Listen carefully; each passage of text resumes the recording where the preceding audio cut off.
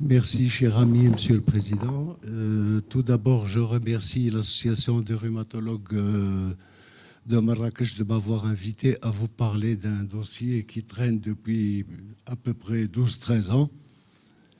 Je tiens à féliciter les organisateurs de ce printemps de rhumatologie de Marrakech. C'est parfait. Alors, je vais vous parler de l'intérêt et cadre légal de la pratique de la radiologie en rhumatologie libérale. Ça sera en deux volets. Tout d'abord, Qu'est-ce que c'est que ça?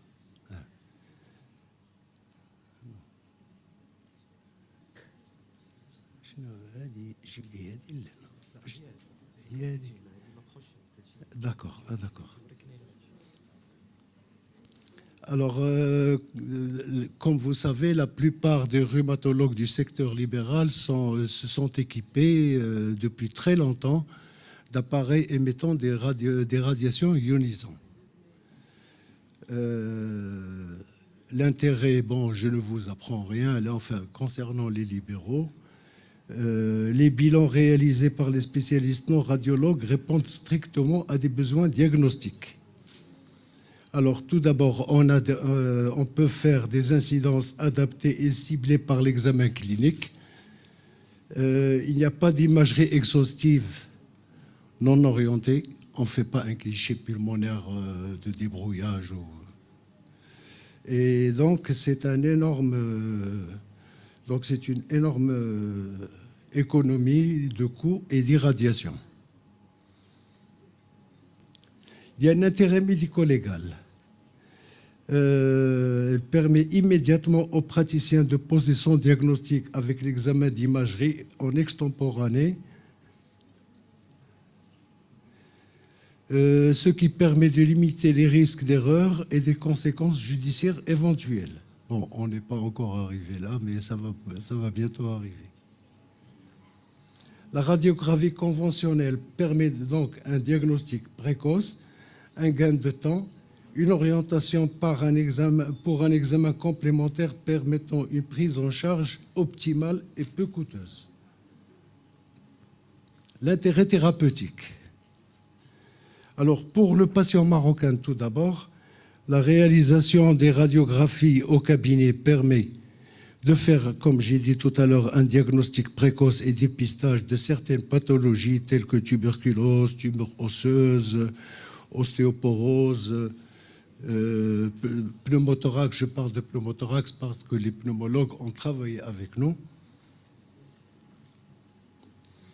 La proximité du service et la rapidité de la prise en charge immédiate en cas d'urgence, la possibilité d'adapter les radiologies et de la répéter en cas de besoin, minimiser les déplacements dans les cas à risque, déplacement par exemple d'une fracture, risque de paralysie, ischémie, hémoptysie, etc. Un gain de temps et un gain financier pour le patient et pour sa famille. Par exemple, quelqu'un qui vient de Chefchaouen à Rabat, il arrive à midi, il va voir le radiologue, il lui dit vous revenez à 17h pour avoir votre cliché. Et ils seront obligés de dépenser l'hôtellerie parce qu'il n'y aura plus de transport, etc. Alors, il y a aussi une prise en charge globale du patient en une seule séance et au cabinet, examen clinique, radio, diagnostic et traitement. En ce qui concerne le médecin, il dispose indiscutablement de moyens techniques suffisants pour affiner son diagnostic et déterminer la nature des actes qu'il mettra en pratique, et ce, conformément aux bonnes pratiques et à la déontologie régissant la profession médicale. Il est important de signaler que depuis tout le temps, on n'a répertorié aucun incident radiologique.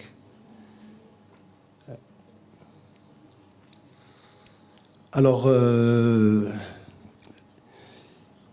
Dans la pratique médicale, il y a un chevauchement entre certaines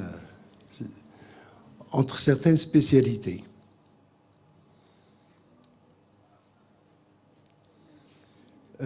Par exemple, on a le problème se pose surtout avec les radiologues. Nous, on sait interpréter les radios. Eux, ils interprètent aussi les radios. Mais ce qu'il faut savoir, le médecin qui interprète mieux les radios de l'appareil locomoteur, c'est les spécialistes d'organes, et non les radiologues. Et ils le reconnaissent.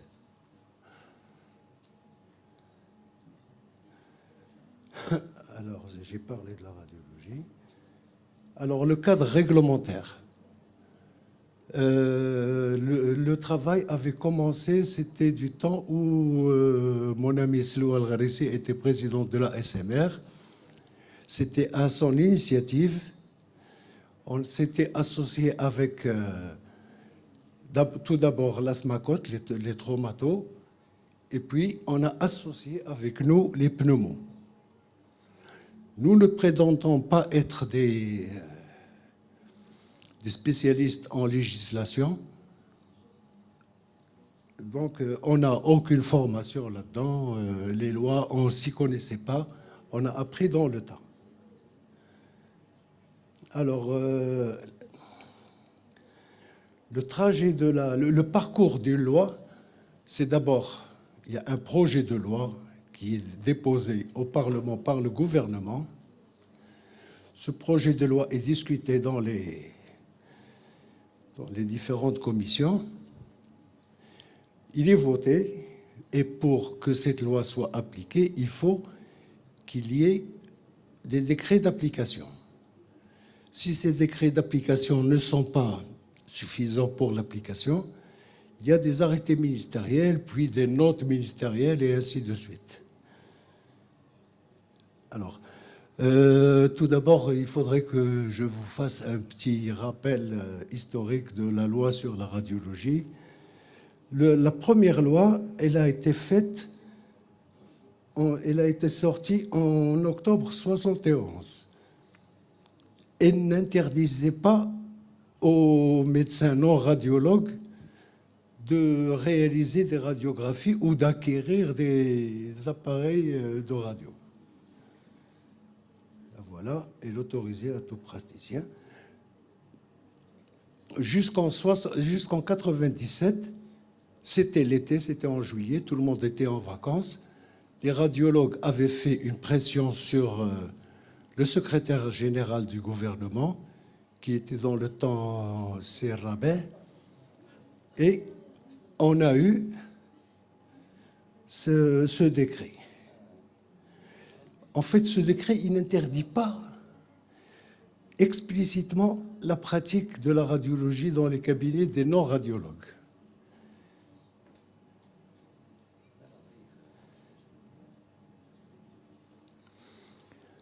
Alors, ce qu'il disait, ce décret disait que les radiologues sont autorisés à utiliser les appareils émettant les radiations ionisantes. Et il continue dans les communes ou les communautés urbaines où il n'existe pas de médecins radiologues, spécialistes en radiodiagnostic ou de services publics, dans un certain rayon, on peut donner des dérogations spéciales pour le médecin non radiologue. Donc, il n'y a pas d'interdiction réelle.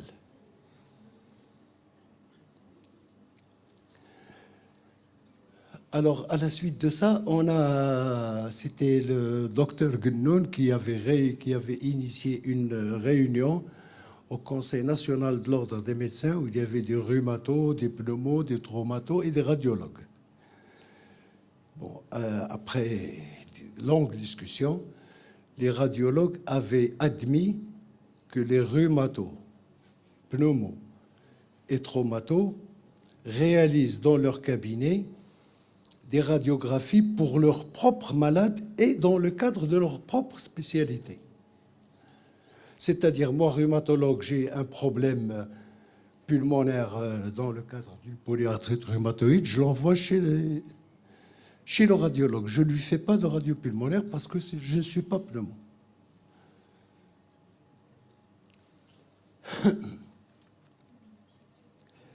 À la fin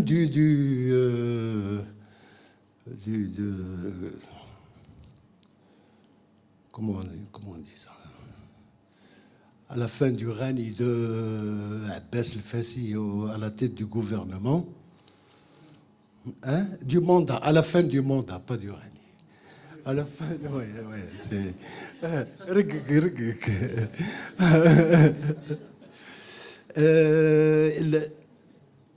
il a été voté une loi qui interdisait carrément l'utilisation des radios par les non-radiologues. Elle a commencé à être votée par la deuxième chambre, la chambre des conseillers, et elle devait passer à la première chambre. C'était comme ça parce que c'est quand il s'agit d'une loi professionnelle, il fallait qu'il passe par la deuxième chambre. Entre-temps, Si Ben Keren est venu. Nous, on a fait un travail colossal. On s'est fait aider par un conseiller juridique. On a fait un mémorandum. On a vu tout ce qui se passe dans le monde entier. Et on a constaté que seul le Maroc projetait d'interdire la pratique de la radiologie dans les cabinets privés pour non-radiologues. On a fait ce mémorandum. La meilleure chose qu'il a faite, Si Ben Keren, dans son truc, il a retiré le projet de loi. Il a retiré ce projet de loi et il a déposé un autre projet. Ce projet-là interdisait, il n'autorisait qu'aux radiologues, dentistes et vétérinaires. Et il l'a déposé au Parlement. Alors, par la suite, nous, on a fait du lobbying parlementaire. Les parlementaires ne comprenaient rien. Ils nous disaient, vous nous donnez les amendements que vous voulez, on vous les passe. Et on a réussi. Et c'était la loi la loi 142-12 qui a été votée. C'était en 2014, en juillet 2014. Et le plus important, c'est l'article 101. L'article 101, bon, cette loi, elle s'appelle la loi relative à la sécurité et la sûreté nucléaire et radiologique et la création de l'AMSNUR. Cet article de loi dit: les médecins dentistes, les docteurs vétérinaires et pharmaciens exerçant une des spécialités fixées par voie réglementaire peuvent utiliser les ressources de rayonnement ionisant aux fins prévues au premier alinéa. La liste des ressources et des spécialistes. La liste des ressources sera ainsi que celle des spécialistes. Alors, il fallait donc, la loi est sortie, il fallait faire les décrets. C'était l'AMSNUR qui devait se charger et il y a eu une grande commission de réflexion pour la rédaction. Et il y avait tous les sécuritaires, tous les secteurs, et on était associés avec eux, c'est-à-dire la SMR, la SMACOT, les pneumologues et les radiologues. La كبير بزاف كبير بزاف هادشي لا راه كاينه لا تجات لا دي اس تي لا. Et pour anecdote, bon, les discussions étaient très tendues avec les radiologues, c'était à couteau tiré. Et un radiologue, voyant la JET, la DST, la DGSN, il a pris la parole et il a dit: est-ce que vous savez qu'avec un générateur et un tube de radio, on peut fabriquer une bombe? Alors, le directeur de l'AMSNUR, un type qui a travaillé une trentaine d'années à l'AIEA, il a rassuré tout le monde, disant que... Alors, moi, j'ai pris la parole et j'ai dit, en te croyant, tous les radiologues, c'est des potentiels terroristes. Oui, non, mais c'était... Alors, les arguments des radiologues, pourquoi ils étaient contre? Parce qu'il y a une loi, la loi qui régit l'exercice de la médecine, qui interdit d'exercer deux spécialités en même temps.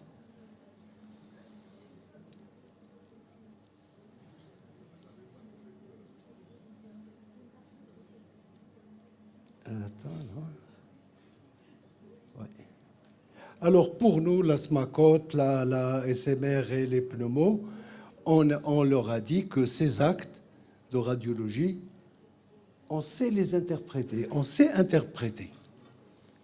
Et comme vous reconnaissez que les meilleurs dans l'interprétation, c'est les spécialistes d'organes, c'est à nous de le faire.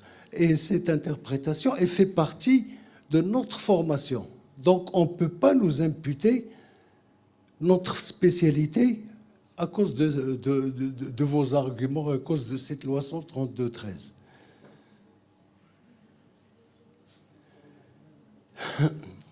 Et on leur a dit que donc, dans le livret des résidents de la faculté de médecine de Rabat, il est indiqué, il est mentionné la formation de radiologie, il y a tout un programme.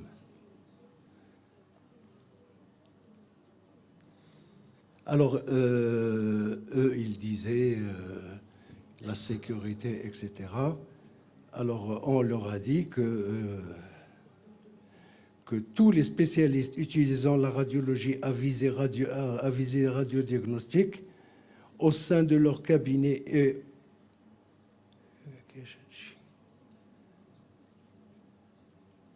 on veut se conformer. Nous voulons nous conformer aux exigences de la loi 142-12. On doit régulariser les ressources de radiologie dans nos cabinets médicaux.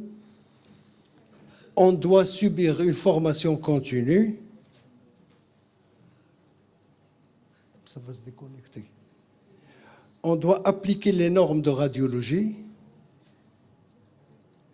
Et on doit assurer une protection des locaux. Bon, tout ça, il y a eu des décrets, des projets de décrets qui sont en cours. D'abord, pour la formation en radioprotection, ils ont dit que ça va se passer en 5 ans. Nous, on leur a dit 5 ans, c'est énorme. 40 heures de formation théorique et 35 heures de formation pratique, on leur a dit c'est beaucoup. En France, en Belgique, en Suisse, les Suisses qui sont très à cheval sur la chose, on leur a dit que c'est entre 8 à 16 heures, donc en un week-end. Les locaux, ils ont exigé à ce qu'il y ait 18 mètres. On leur a dit c'est énorme, c'est pas possible. 18 mètres, il faudrait, comme en France, se conformer aux prescriptions du fabricant. Et bon, actuellement, il y a un grand blocage parce que l'AMSNUR, par la loi, est autorisé à contrôler toutes les installations de tous les hôpitaux publics, quel que soit le secteur. Le ministère de la Santé dit non. L'AMSNUR n'a pas à venir dans les hôpitaux, contrôler les hôpitaux, parce que le ministère de la Santé a une direction de surveillance radiologique. Et on attend un arbitrage du chef du gouvernement. Et le directeur de l'AMSNUR nous a dit qu'il faudrait faire du buzz. Et là, on est en train de préparer un mémorandum au chef du gouvernement actuel. Voilà. Ça va demander beaucoup de temps encore. Donc merci Zdarti. Bon, De rien. justement, c'est le défenseur acharné. Il nous défend toujours. Donc, s'il n'y a pas autre chose. Je ne sais pas s'il y a des questions à la salle. Professeur Bahiri. Je ne peux pas ne pas prendre la parole pour ne pas rendre hommage à Sidi Boubacar Zdarti. Notre Je gladiateur. pense que tout le monde sait que c'est quelqu'un qui a dû consacrer plusieurs centaines d'heures de sa vie à ce dossier, de manière bénévole, souterraine, et c'est quelque chose qu'on doit vraiment saluer. Merci. Merci.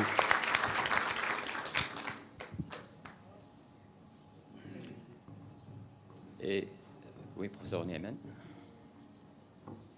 Zdarti, je sais que tu es vraiment à fond dans le dossier, je sais comment ça se passe.